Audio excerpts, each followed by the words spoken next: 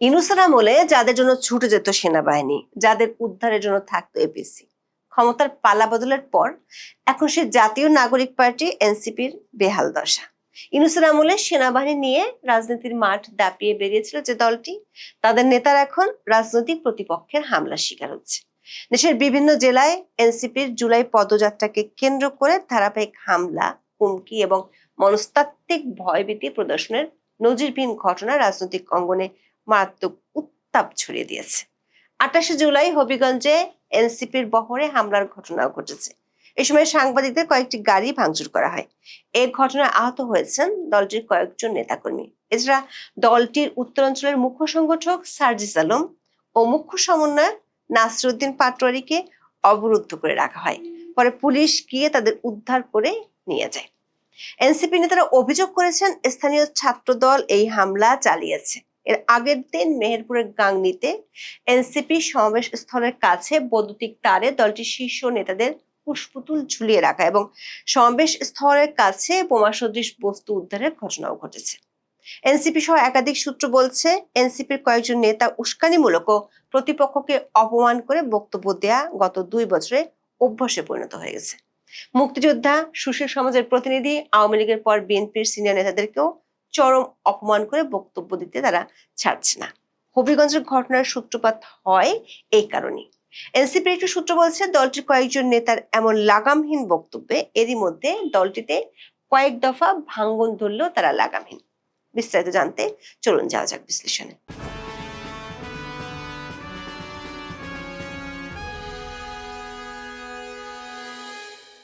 মঙ্গলবার সকালে এনসিপির কেন্দ্রীয় নেতারা হবিগঞ্জ জেলার আজমিরীগঞ্জ উপজেলা সদরে যান। সকালের দিকে আজমিরীগঞ্জ শহীদ মিনার প্রাঙ্গণে এনসিপি এক সংক্ষিপ্ত সমাবেশের আয়োজন করে। সমাবেশে বক্তব্য দেওয়ার সময় এনসিপির মুখ্য সমন্বয়ক নাসিরউদ্দিন পাটোয়ারী এবং উত্তরাঞ্চলের মুখ্য সংগঠক সার্জিস আলম স্থানীয় রাজনীতি, চাঁদাবাজি এবং প্রশাসনিক দখলের সমালোচনা করেন। বক্তব্যে এনসিপি নেতারা স্থানীয় বিএনপি ও তার অঙ্গ সংগঠনের কতিপয় নেতার নাম উল্লেখ করে তাদের গুন্ডা বাহিনী এবং দখলদারিত্বের উত্তরাধিকারী বলে আখ্যায়িত করেন। স্থানীয় রাজনৈতিক সূত্র অনুযায়ী এনসিপি নেতাদের এই আক্রমণাত্মক ও নাম উল্লেখ করে দেওয়া বক্তব্য মুহূর্তের মধ্যে সামাজিক যোগাযোগ মাধ্যম এবং স্থানীয় ছাত্রদল ও যুবদলের নেতাকর্মীদের মধ্যে তীব্র ক্ষোভের জন্ম দেয়। আজমিরীগঞ্জের কর্মসূচি শেষ করে এনসিপির কেন্দ্রীয় নেতারা বিকেলের দিকে হবিগঞ্জ জেলা সদরে যান। বিকাল 5:30টার দিকে শহরের সাইফুর রহমান টাউন হলের সামনে এনসিপির পদযাত্রা ও সমাবেশ অনুষ্ঠিত হয়। সমাবেশে কেন্দ্রীয় ও স্থানীয় নেতারা বক্তব্য রাখেন। সমাবেশ শেষে সন্ধ্যা 7টার দিকে নাসিরউদ্দিন পাটোয়ারী, সার্জিস আলম এবং তাদের সহকর্মীরা কয়েকটি যানবাহনে চড়ে হবিগঞ্জ সার্কিট হাউসের উদ্দেশ্যে রওনা দেন।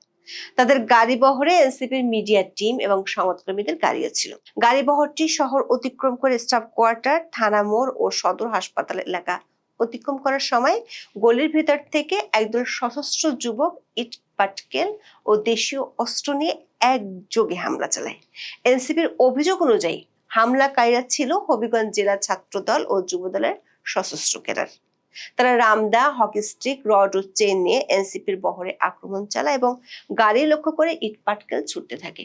আকস্মিক হামলায় নাসিরউদ্দিন পাটোয়ারীকে বহনকারী জিপ গাড়িটি দ্রুত গতিতে চালিয়ে প্রায় 1 কিলোমিটার দূরে জেলা সার্কিট হাউসে পৌঁছাতে সক্ষম হয়। তবে বহরের পেছনে থাকা সার্জিস আলমের গাড়িটি আক্রমণকারীদের ঘেরাওর মুখে পড়ে। ইট পাটকেলের আঘাতে সার্জিস আলমের গাড়ির কাঁচ ভেঙে যায়। সার্জিস আলম এবং স্থানীয় এনসিপি নেতারা গাড়ি ছেড়ে নিকটস্থ সোনালী ব্যাংক হবিগঞ্জ প্রধান কার্যালয়ে ঢুকে পড়েন।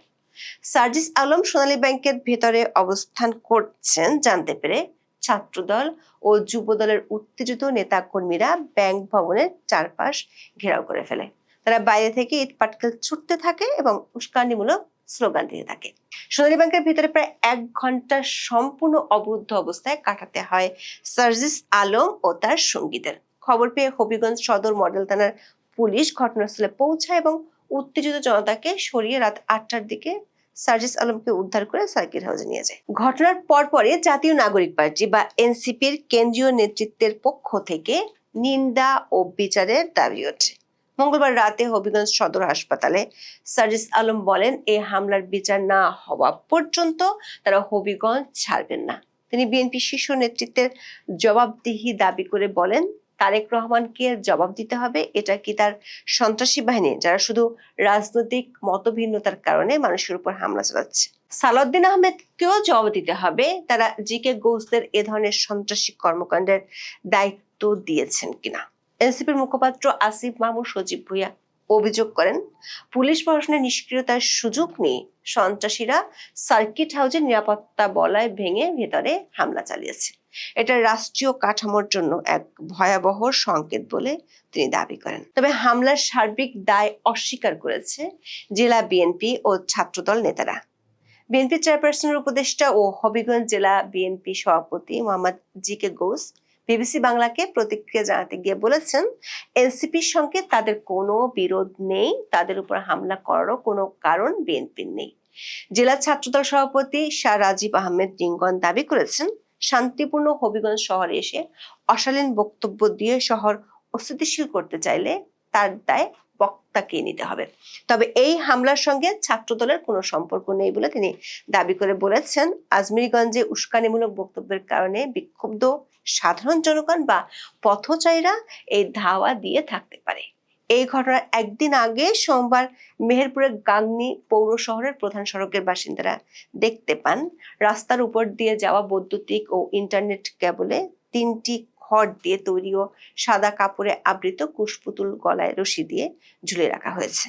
প্রতিটি কুশপুতুলের বুকে এনসিপির শীর্ষ 3 নেতার ছবি সংবলিত স্পষ্ট পোস্টার সাঁটানো ছিল। পুলিশ পরে নিশ্চিত করে ছবিগুলো ছিল বিরোধী দলীয় চিফ হুইপ নাহিদ ইসলাম, সংসদ সদস্য হাসনাত আব্দুল্লাহ এবং সার্জিস আলমের। সূত্রগুলো বলছে, এনসিপির কয়েকজন নেতা গত 2 বছর ধরে যেভাবে উস্কানিমূলক এবং সিনিয়র রাজনৈতিক নেতাদের অপমান করে বক্তব্য দিয়েছে, তাতে ক্ষমতাসীন বিএনপির অঙ্গ সংগঠনগুলো ব্যাপকভাবে ক্ষুব্ধ।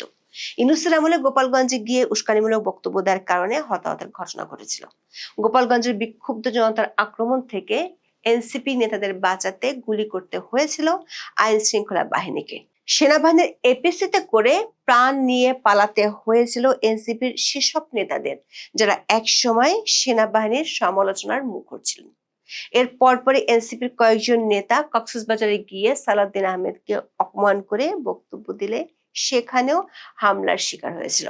সূত্রগুলো বলছে, এনসিপি নিজস্ব রাজনৈতিক অপরিণামদর্শিতা, কৌশলগত ভুল এবং প্রাতিষ্ঠানিক সীমাবদ্ধতা এই পরিস্থিতি তৈরির জন্য অনেকাংশে দায়ী।